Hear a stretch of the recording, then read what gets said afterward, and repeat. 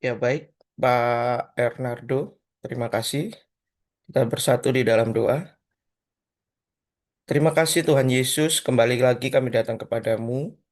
Kalau kami sudah boleh menaikkan setiap pujian penyembahan kami, tiba saatnya kami akan membaca dan merenungkan kebenaran firman-Mu.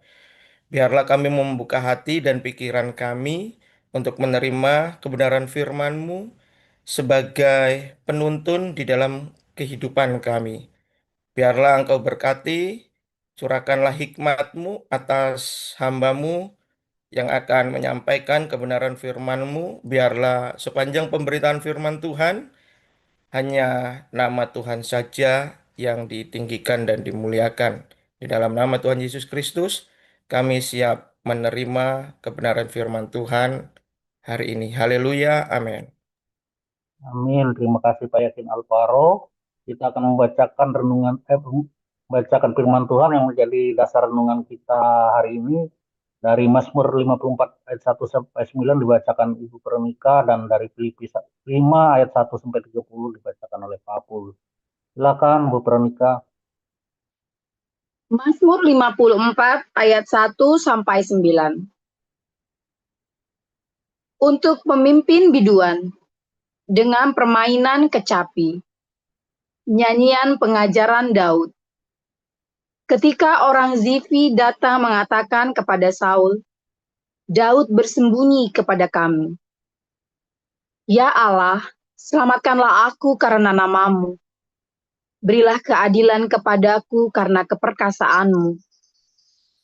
Ya Allah, dengarkanlah doaku.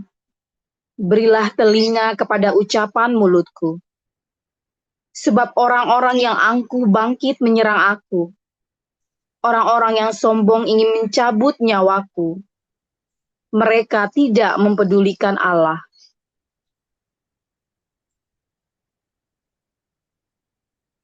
Sesungguhnya Allah adalah penolongku. Tuhanlah yang menopang aku. Biarlah kejahatan itu berbalik kepada seteru-seteruku. Binasakanlah mereka karena kesetiaanmu. Dengan rela hati, aku akan mempersembahkan korban kepadamu. Bersyukur sebab namamu baik ya Tuhan. Sebab ia melepaskan aku dari segala kesesakan, dan mataku memandangi musuhku.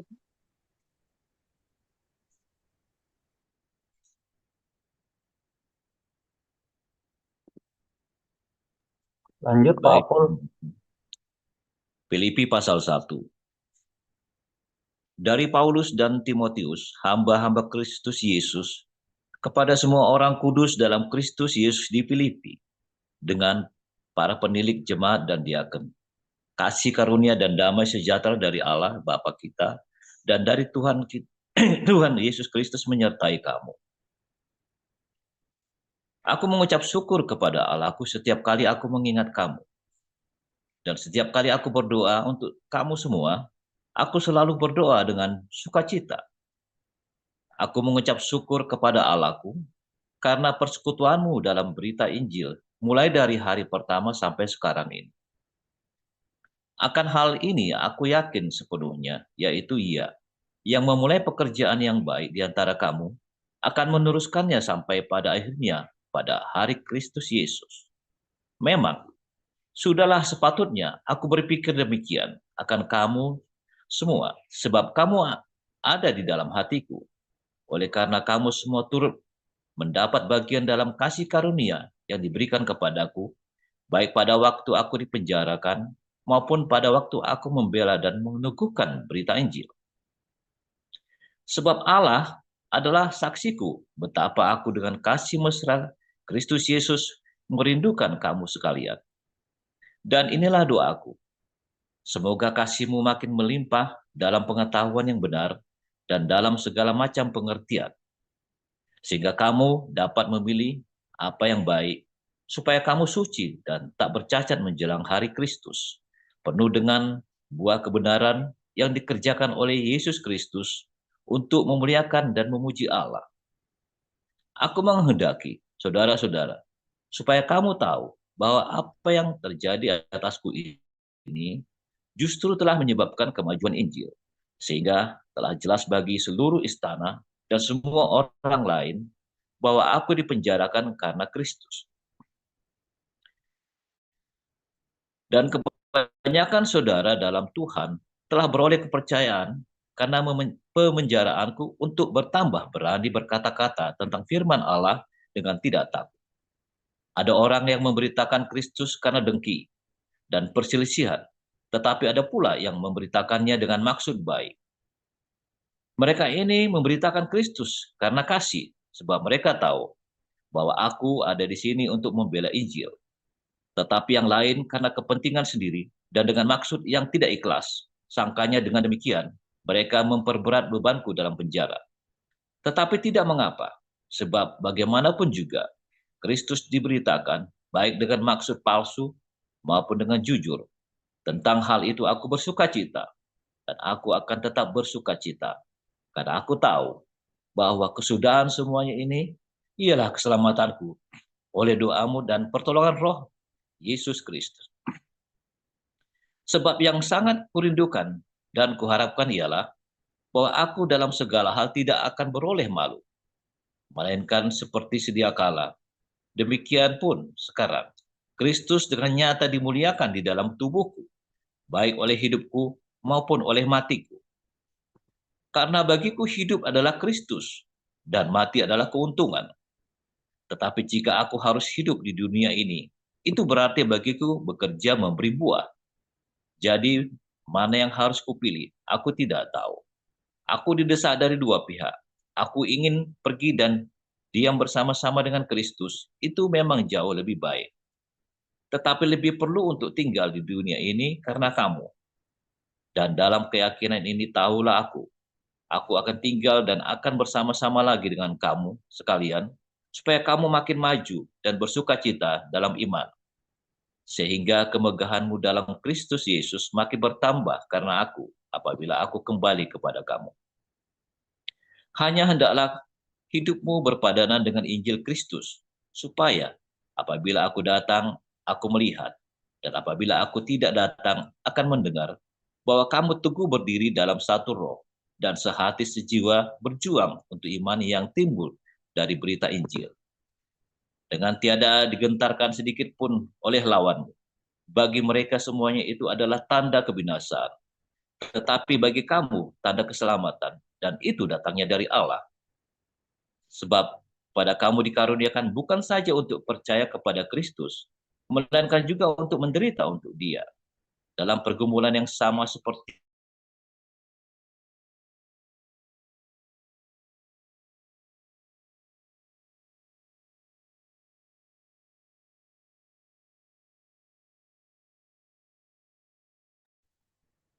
Amin untuk firman Tuhan. Terima kasih Pak Apul untuk pembacaan firman Tuhan dan juga untuk Ibu Permika. Gimana kita lanjutkan ke renungan firman Tuhan?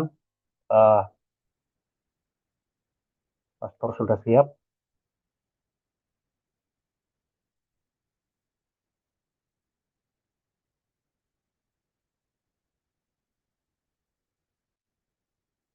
Ya,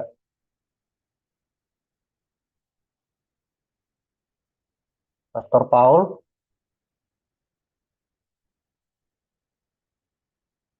Oke,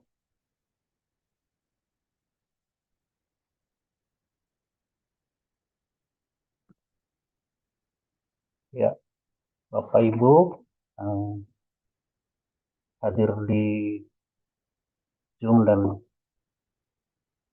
di YouTube, mari kita sama-sama ikut di komunitas Mood Pagi ini untuk mendewasakan kehidupan kita, mendewasakan rohani kita, sehingga apapun yang kita dapatkan di sini, baik bantuan, baik renungan firman Tuhan, apapun pelayanan yang kita dapatkan di sini adalah untuk mendewasakan kita dalam kehidupan kita. Memang kita memiliki pergumulan hidup, memiliki berbagai macam problema dan ujian cobaan dalam hidup kita. Tapi kita berharap dengan hadir dan ikut di komunitas ini akan memperkuat iman percaya kita. Ya, Pastor Paul silahkan renungan firman Shalom, Tuhan terima hari kasih. ini dengan tema hidup bagi Kristus. Silakan Pastor. Terima kasih Pak Enardo, luar biasa, haleluya. Saudara, ketika kita dikelilingi oleh musuh-musuh, ketika kita difitnah, ketika kita ditinggalkan oleh teman-teman, ya, selama kita yakin kita ada di dalam track yang benar dan kita menjaga hidup kita dalam kekudusan, ingat ya, jaga dalam kekudusan. Sebab kalau kamu hidupnya tidak kudus, kamu ditinggal berarti ada yang salah. Bukan kamu harus takut itu. Tapi kalau kamu hidupnya benar, kamu hidupnya tulus, kan kamu tetap melakukan diakonia, kamu mengatakan kebenaran, lalu orang-orang meninggalkan kamu, saudara. Jangan takut. Ya, jangan takut, jangan pernah takut. Ketika kamu bekerja di kantor, kamu jujur nih, nggak mau terima uang suap, lalu mereka menjauhi kamu. Biasanya kan grogi kan, orang-orang kan pada grogi. Udahlah. Saya tuh banyak ketemu orang yang begitu ya. Udahlah, daripada nanti kita dijauhi teman-teman, lalu kamu takut kehilangan teman. Sebenarnya itu adalah Tuhan sedang menguji hatimu, saudara. Kamu berani nggak tetap sendiri berjalan? Sekalipun teman-temanmu itu curang, kamu tetap nggak curang.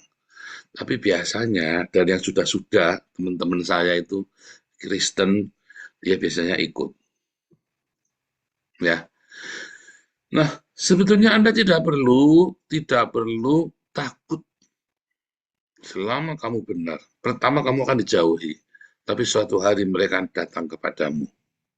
Mereka tahu betapa teguh hatimu, ya. Tanpa kamu harus menghakimi mereka yang lemah imannya. Sebab ketika mereka lemah imannya, ya, mereka sebetulnya patut dikasihani. Dikasihani, bukan kamu patut dikasihani. Aduh, goblok bener ya. Kamu nggak tahu ada curang di sana, terus gara-gara mau ikut rame-rame, mau nyemplung sama-sama. Saya sering menemukan orang-orang yang tidak berani melawan arus. Ya, kalau saya terbiasa melawan arus, ya saudara, makanya badannya gede, saudara. Kekar gede, biasa melawan arus. Ya kan, tahan banting. Kalau kamu dari kecil, anak kamu diajari jangan ikut arus. Kalau anakmu diajari ikut arus, nanti kalau besar anakmu jadi anak yang lemah. Udah ikutin aja, ikutin yang lain bagaimana, ikut yang lain bagaimana. Siapa yang didik anaknya begitu? Kasihan sekali kalau. Ya, saya dari kecil, sekalipun orang bilang apa, kalau saya yakin itu saya benar sejalan terus. Dan biasanya akhirnya saya yang benar. Oh, ternyata nih Paul yang benar, yo ikut kejar. Oh, wah, teman-teman kejar saya lagi, saudara. Saya sudah biasa lawan arus dan sudah biasa ditinggalkan. Nanti di tengah jalan tiba-tiba orang beramai-ramai ngejar-ngejar saya, saudara ya. Ngejar-ngejar saya karena ternyata saya yang benar. Dan saya biasa santai, the leader, ya. Leader always stay cool, ya, saudara ya. Jangan takut. Di dalam komunitas Hagios ini adalah komunitas yang melawan arus dunia yang sesat, melawan arus dogma gereja yang membelenggu. Ya, kalau kamu tahu, ya, pelajaran di HBC dan kelas profetik tentang totem dan tabung, ya, bagaimana mengaplikasikannya dalam kehidupan bergereja. Kamu ngerti ternyata Hagios ini adalah komunitas yang melawan arus, yang menolak tabung bagi masyarakat umum, yang menolak totem yang dibangun oleh gereja. Tapi kita punya knowledge, kita punya pengenalan akan Bapa, pengetahuan akan Bapa di sorga yang menjadi totemnya kita. Bukan ketakutan kepada dogma gereja, bukan ketakutan, katanya Emil Durkheim, sistem gereja. Ya kan? Sistem dan norma gereja, makanya kita berani ngelawan arus. Yang kita takutkan hanya kalau kita hidup tidak kudus. Bukan karena takut orang lain melihat, Ya, saudara ya. Kemarin kita ada tali perut, saya sama Pak Yuda, foto bareng sama tali perut, saudara ya. Sengaja saya bikin videonya, orang-orang pada malu-malu, orang-orang Kristen itu. Saya sengaja tak foto, tak. Kita melanggar semua norma-norma yang dibangun ya oleh dogma yang sebetulnya hanya sebuah retorika agama. Ya, kalau Anda mengikuti ABC biar pinter, saudara ya. Di ABC itu saya manggil orang-orang gila buat mengajar Anda, lalu saya daratkan bagaimana cara memahaminya. Ya kan? Ikutilah ABC supaya kamu ngerti. Ini ABC 4 lagi buka ya, Januari ya, sama ABC Master. Ayo ikut, cepetan ABC 4, Januari udah mau mulai, ini udah sebulan lagi. Akan mulai ABC 4, saudara. Yang belum ikut kuliah ABC 4, ikutan, cepetan. Itu adalah topnya saya ngajar itu di HBC, topnya saya ngajar, semua saya curahkan hidup saya di sana. Habis-habisan, saudara ya. Saya bayar harga bangun jam 4 pagi itu, buat ngajar HBC itu, saudara. Ketika kita belajar, ya di komunitas ini, kamu diajari bagaimana kamu hidup buat Tuhan, bukan buat saya. Makanya saya marah kalau ada orang fun sama saya. Langsung saya hardik. Ya, Anda sering dengar saya hardik. Nggak boleh kamu ngefan sama saya, nanti kamu kecewa kamu sama saya. Tak marahi. Dan biarlah Tuhan Yesus yang makin ditinggikan, bukan saya. Jadi salah kalau Anda berpikir saya mendirikan Menara Babel itu, Anda sangat naif atau sangat bodoh atau bahkan goblok. Orang yang berpikiran saya mendirikan Menara Babel. Sebab saya share dengan Anda kepemimpinan. Contohnya salah satunya Pak Yuda Susanto, sudah kita tahbiskan jadi co-pastor kita. Ya, sebentar lagi Pak Enardo nanti ya, kita tahbiskan lagi. Di tahun depan ke Israel Pak Enardo ya Pak, kita tahbiskan lagi di Sungai Yordan. Pak Enardo ini orang luar biasa, saya sudah menguji kerendahan hatinya, saudara ya. Tanpa sengaja, bukan sengaja Pak Enardo ya. Ini orang bos, saudara.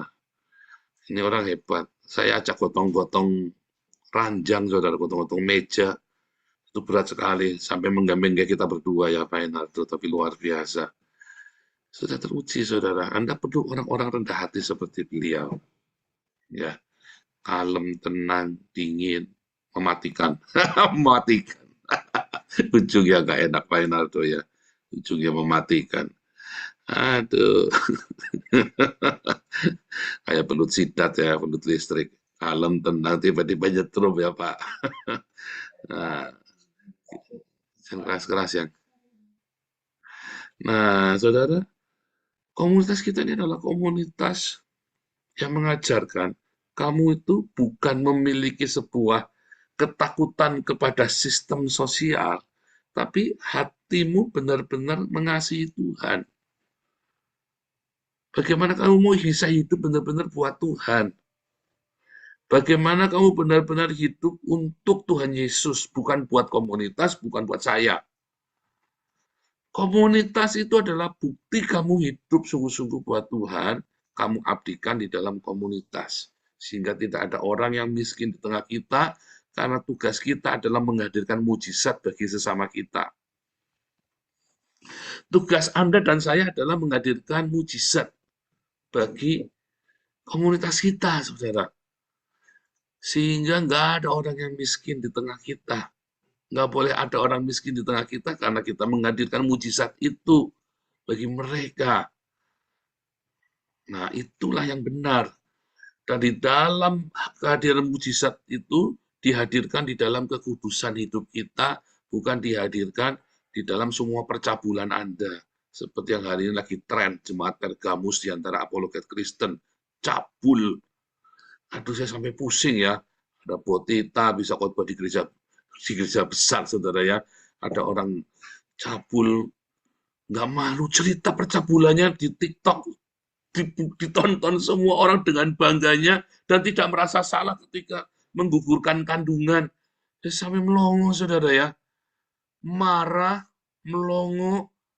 Saya sampai bilang, orang begini tidak tahu malu, masih mau nongol, masih memberitakan firman Tuhan dengan gagah berani. Itulah jemaat Pergamus.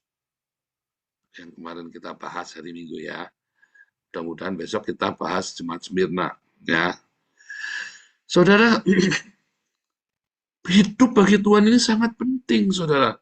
Sebab ketika kamu tidak hidup bagi Tuhan, hidupmu adalah bagi dirimu sendiri, hidupmu adalah untuk cari selamat buat sendiri, hidupmu adalah untuk ngikut arus, bukan untuk mencari kebenaran Tuhan, maka ketika uangmu kurang, kamu takut. Pak Enado pagi-pagi WhatsApp, Pak, Damar kasih saldonya, nggak ada Pak buat kirim ke Eropa. Proyek Eropa belum ada dana. Saya bilang, tenang Pak Enado, Jehovah Jireh. Oh, Damaris juga sama dulu ya, duit habis Pak. Oh, tenang, Bulianti, Jehovah Jireh. Terus Bu Linda juga ngalah. Semua ya, semua pengurus mengalami. Dari zaman Pak Charles. Wah, duit habis Pak, cuma tinggal 60 juta. Jehovah Jireh Pak Charles. Ya, Pak Stephen. Aduh Pak, duitnya kosong ya Pak. Oh, kalau Pak Stephen nggak pernah khawatir, saudara, karena dia sering nombokin. Duitnya kosong sama dia ditombokin, di topping. Ya, terus Budianti. Ini duitnya kosong habis. Jehovah Jireh Budianti. Bu Linda. Waduh, duitnya habis gimana ya Pak Paul ya? Tenang Bu Linda, Jehovah Jireh. Dengan mata kepala sendiri mereka melihat. Tadi Pak Enardo dengan mata kepala Pak Enardo melihat Jehovah Jireh. Ya, kita selalu Jehovah Jireh. Kenapa kita tidak takut? Karena kita hidup di dalam kekudusan. Kita hidup dalam ketulusan hati. Bahkan ketika orang memfitnah kita, itu masa-masa yang kritis kita difitnah habis-habisan. Jehovah Jireh. Uang kita bukan dari manusia. Memang Tuhan memberkati melalui manusia. Tapi jangan pernah harapkan manusia.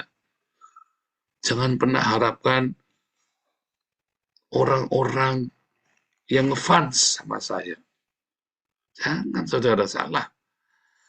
Ya, kenapa?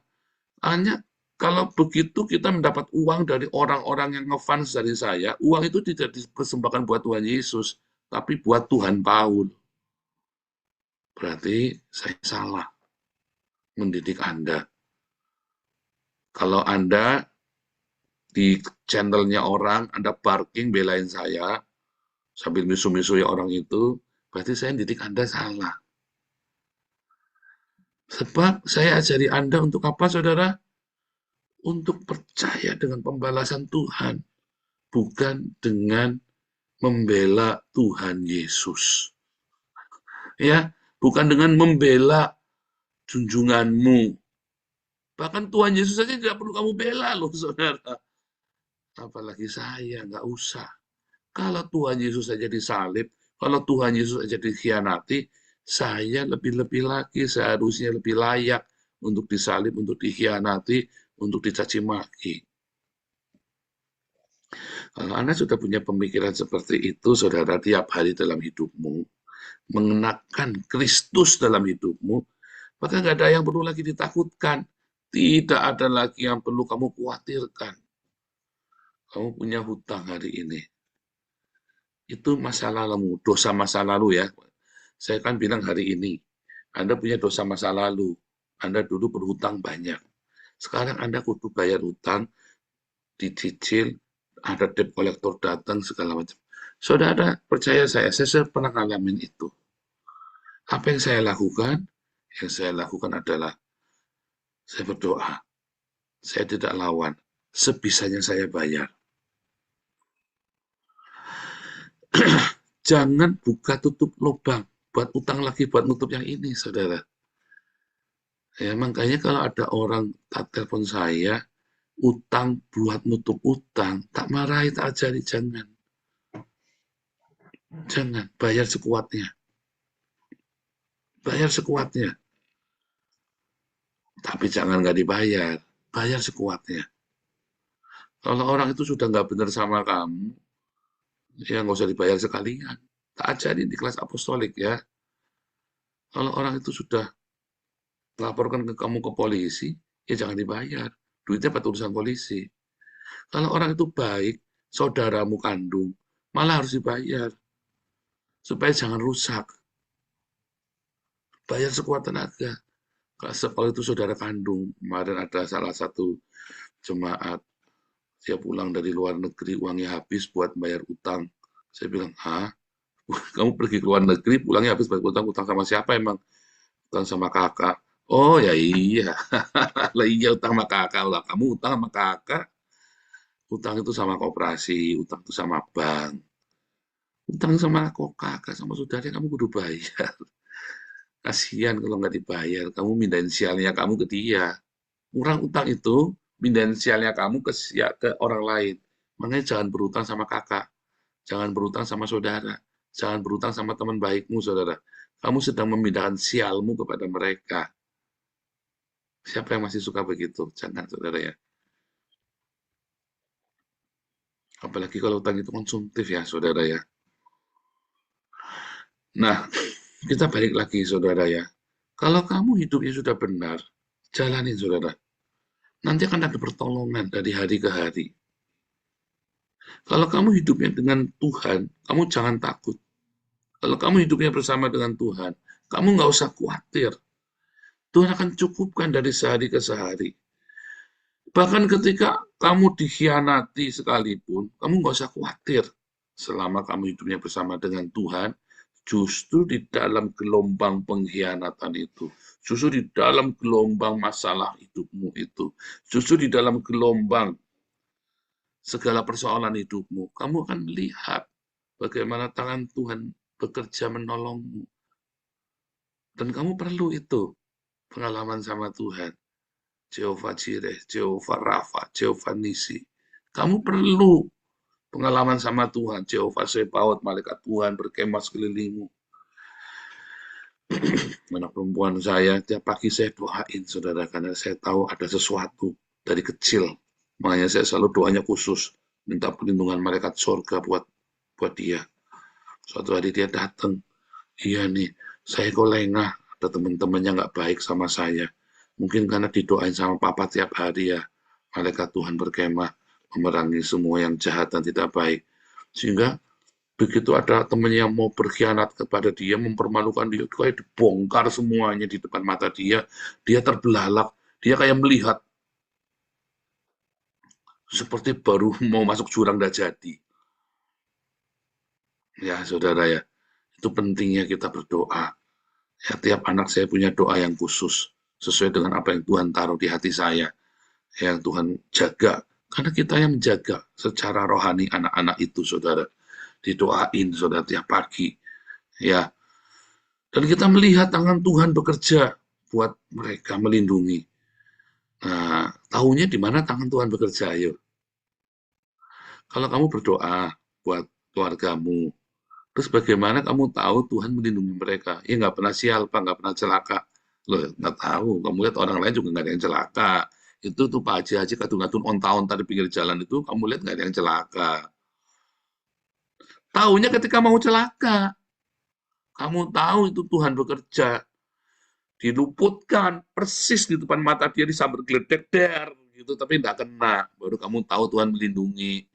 Iya kan? Sejujurnya kan begitu. Kamu tahu Tuhan melindungi kamu kan di masa-masa kritis kan. Bukan. Coba kamu lihat semua, apakah itu onta-onta di pinggir jalan itu yang jahat-jahat, orang-orang Syria, orang-orang Irak yang mau menggantikan hukum Belanda dengan hukum Islam. Mereka juga baik-baik saja, naik motor nggak ada yang tabrakan, naik mobil nggak ada yang nggak tabrakan, kan saudara. Padahal kalau di jalan klakson nggak sopan ya. Mati kan begitu kan, nggak mati juga. Berarti kan Tuhan melindungi mereka kalau definisimu itu. Tapi definisinya adalah di saat-saat kritis. Tuhan lindungi, Tuhan luputkan. Kayak anak perempuan saya yang miracle itu ya. Tuhan luputkan di depan mata dia sampai dia ngerti.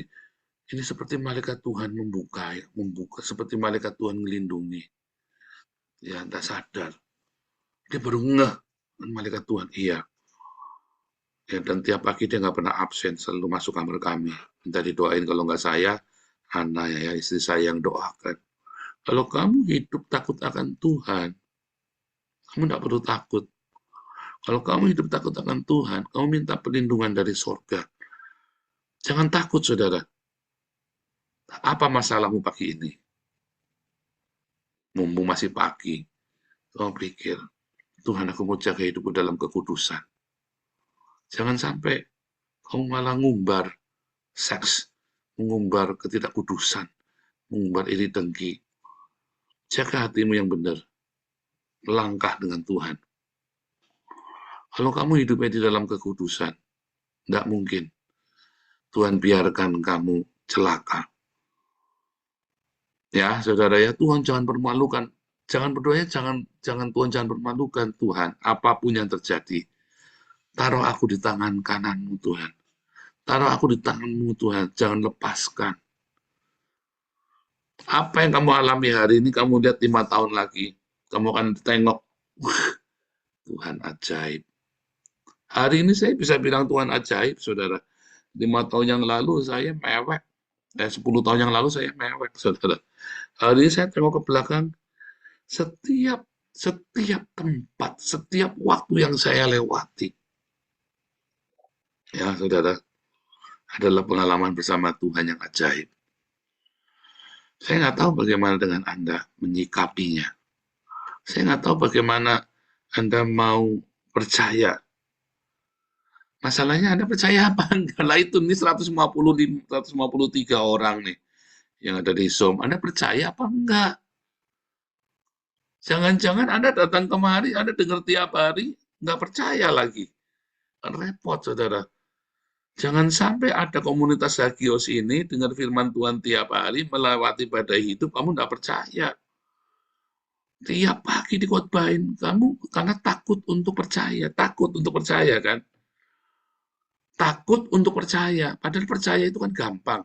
Tapi kamu takut untuk percaya, takut nanti kamu egonya kena, takut nanti kamu dikeroyok, takut kamu nanti dicaci maki orang, takut, ya balik lagi, bahkan kamu menampakkan wajah saja, di sini aja kamu masih takut-takut kan.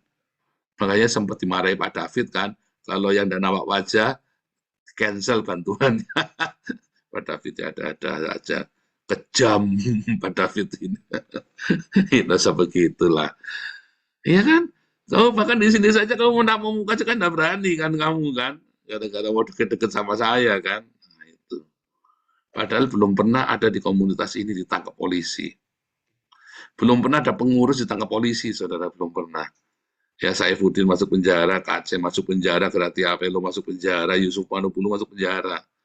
Tapi belum pernah anak Batak masuk penjara. Belum pernah ada orang di komunitas ini, padahal ekstrim sekali. Yang masuk penjara belum ada, saudara. Belum ada. Belum pernah ada. Ya, saudara, ya. Dan jangan sampai ada. Dan tidak akan ada. Karena saya tahu, saya gembala Anda, saya tahu batasnya di mana. Ya, saya tahu batas-batasnya di mana. Ya. Tapi kalau Anda, ya kan sebenarnya kan kelihatan Anda dengar di sini, tapi Anda sendiri tidak berani menampakkan muka dalam komunitas ini. Kayak itu loh yang di TikTok, orang kalau debat sama saya, nampak muka, dia mau ngakui Muhammad aja tidak berani, lalu dia katakannya paling hebat, paling mengerti tentang Islam, tentang Kristen. Tapi dia mau menampakkan dirinya saja, dia tidak berani. Untuk mengakui imannya saja di depan orang aja dia nggak berani. Jadi yang dia tahu itu cuma teori, kayak orang-orang Kristen kalau debat nggak nampak muka itu loh, saudara. Untuk menampakkan dirinya sendiri saja, untuk mempresentasikan dirinya sendiri saja, dia tidak punya confidence. Bagaimana dia mau mempresentasikan imannya? Kayak Anda di sini hari ini kan, menampakkan wajahmu saja kamu tidak berani. Nanti kan alasannya masih belekan, belum cebok. Ya kan? Saya nggak mau lihat pantat Anda. Buat apa ngelihat pantat Anda? Muka Anda loh. Ya kan? Kalau belum cebok urusanmu, saudara. Urusan suamimu, urusan istrimu. Nah, muka Anda itu loh. Anda menampakkan muka saja kan tidak berani kan di sini. Anda mempresentasikan dirimu saja di dalam komunitas yang kudus ini kan Anda tidak berani. Padahal kita semua diterima di sini. Itu contoh, ya itu contoh saja, itu contoh. Bukan lagi nyindir, tapi lagi nyinggung, lagi nyembelih. Saudara lagi nabrak, lagi nyenggol, bukan nyindir. Sama seperti orang di TikTok itu, orang-orang Islam, orang-orang Kristen itu yang berapologet, tapi tidak berani tampak muka. Tampak muka aja kagak berani, saudara. Alasannya banyak, pokoknya. Ya intinya belum cebok, intinya kan gitu kan. Ujung-ujungnya intinya belum cebok, Pak. Ujungnya kan intinya begitu kan. Nah, jadi bagaimana kamu mempresentasikan hidup kamu setiap hari? Kamu berani nggak mengakui Tuhan? Ya kan? Akuilah Tuhan dalam lakumu setiap hari. Akui, berani nggak, saudara? Ada berani. Coba kamu masuk beneran kerjaan, apalagi kalau kamu PNS, jadi TNI, polisi, itu tantangan besar ya. Kalau Anda berani itu sudah hebat, saya sudah salut. Anda berani mengakui Tuhan dalam segala lakumu. Ya kan? Ikut-ikutan Assalamualaikum, ikut-ikutan Alhamdulillah. Loh, saya kadang-kadang Assalamualaikum, Alhamdulillah, nggak apa-apa. Tapi Anda takut berkata, oh haleluya, puji Tuhan. Berani nggak ngomong begitu? Simpel ya. Oh haleluya, puji Tuhan. Nggak berani Anda. Ya kan? Siapa yang nggak berani ngaco? Bilang haleluya, puji Tuhan kalau lagi di kantor. Pakai hikmat, Pak. Oh, makanya kamu tidak diberkati. Ya berkatmu itu, mungkin kamu naik karir sebagai penjilat, tapi ya kan, kamu tidak naik karir dengan berkat dari sorga. Ya kan, hidupmu penuh dengan ketakutan. Coba, orang manusia yang hidupnya tanpa ketakutan itu saya, saudara. Segala hukum-hukum manusia saya langgar semua, segala hukum-hukum dogma-dogma etika gereja, etika apapun saya langgar semua. Ya kan, kalau Salomo bilang aku pinjake, aku pinjake. Ya, kita langgar semua aturan, tapi aku tak berdosa. Agur bin Yake, Anda cari ya, ChatGPT artinya Agur bin Yake itu apa? Ya, saudara ya, yang di kelas evangelis sudah diajarin. Ya, saudara ya, kita ini orang-orang yang berani melawan arus, saudara. Sama seperti gembalamu ini, teladanilah saya sama seperti saya meneladani Kristus. Jangan takut melawan arus. Sebab kamu akan kuat. Badanmu akan kekar. Otot-ototmu akan terlatih. Tapi kalau kamu biasa kemana-mana ngikutin arus, orang-orang yang suka ikut arus ya tulang lunak, saudara. Bandeng presto. Ya, repot, saudara. Tapi kalau kamu belajar lawan arus, kamu ikan salmon, saudara. Kamu ikan salmon, tapi kamu mahal harganya. Kalau kamu ikutin arus, ya kamu bandeng presto. Repot, saudara. Coba kalau kamu berani lawan arus. Arus dunia yang jahat ini maksudnya, saudara ya. Lawanlah arus dunia yang jahat ini, jangan kamu ikutin. Oh, paling kamu kalau pengen selamat ikutin arus saja, katanya orang-orangnya. Bodoh, itulah tandanya kamu pecundang. Lawan arus. Ya, lawan arus. Tapi bukan arus yang benar yang kamu lawan, arus yang salah. Arus dunia yang jahat, arus budaya, arus dogma, arus tradisi-tradisi yang salah. Lawan, saudara. Sebab kalau tidak kamu lawan, ya maka kamu akan jadi tulang lunak. Kamu akan hanyut. Kamu akan jadi pecundang. Nah, kebetulan kita ini rombongan besar nih ya, rombongan besar. Rudak. Mumpung saya lagi ngelawan, kamu ikut di belakang saya lari, ayo. Kita sudah didik 1.300 orang. Ditambah 3 kelas HBC, tambah HBC 4 tambah 4 kelas HBC, dan 1 master. Kita sudah mau lantik beberapa orang, 7 orang kalau nggak salah ya, 7 orang untuk jadi co-pastor. Mumpung arus kita lagi kuat, saudara. Ayo lawan sama-sama, mumpung kita lagi punya kekuatan ini bersama dengan Tuhan Yesus. Nanti kamu akan melihat, kamu kan di dalam. Kamu ada di dalam ininya kita. Kita lawan arus itu, saudara. Arus dunia yang jahat ini. Asal kamu hidup bersama dengan Tuhan, jaga hidupmu dalam kekudusan, tetap menjadi mujizat bagi sesamamu. Tuhan Yesus memberkati. Haleluya.